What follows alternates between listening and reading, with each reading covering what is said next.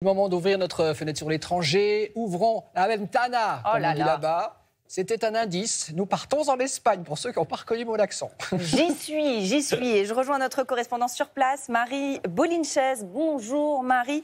Alors votre mission ce matin, c'est de nous trouver un petit coin de fraîcheur. Suerte, bon courage, comme on dit chez vous.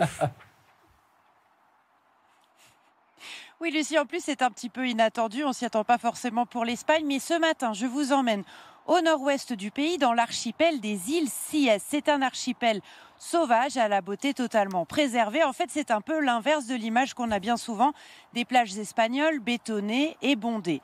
Fabienne Castillo-Rodriguez et Oriane Loiseau ont testé et adoré. Regardez leur reportage. On les appelle les Caraïbes espagnols. Des plages de rêve, une eau turquoise et une nature foisonnante. Les îles Cíes sont un trésor bien protégé qui se mérite. Bonjour, les autorisations s'il vous plaît. Sans ce passe délivré par la région, impossible de poser le pied sur les îles. Les visiteurs sont limités à 1800 par jour. Mira. Un quota qui permet de prendre un grand bol d'air frais, loin des plages bondées du continent. C'est tellement calme. Il n'y a personne. Un vrai petit paradis. Pour ce Parisien et sa fille, c'est une première sur les îles Cíes. C'est complètement dépaysant. On se croirait dans un climat presque tropical. C'est incroyable. Il y a beaucoup de poissons. Ils sont trop beaux. Il y a des petits, il y a des grands. Et c'est magnifique. Ici, pas d'hôtel de luxe, mais uniquement des tentes. Chaque geste est calculé pour limiter l'impact des touristes.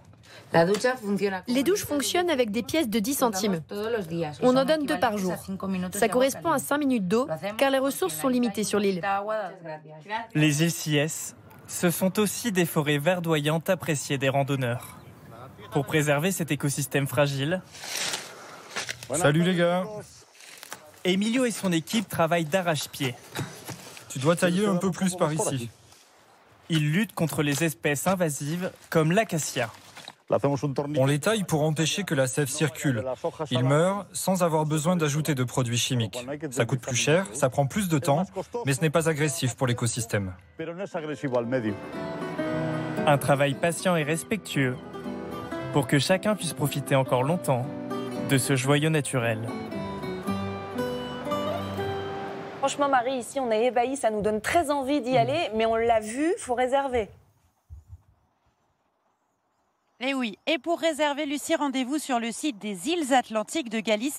Attention, un petit conseil, en ce moment en été, les places partent très très vite, donc il vaut mieux s'y prendre 2-3 semaines à l'avance pour être sûr d'avoir une place et un pass pour accéder à ces îles Cíes. Et on sait tout grâce à vous. Merci beaucoup Marie.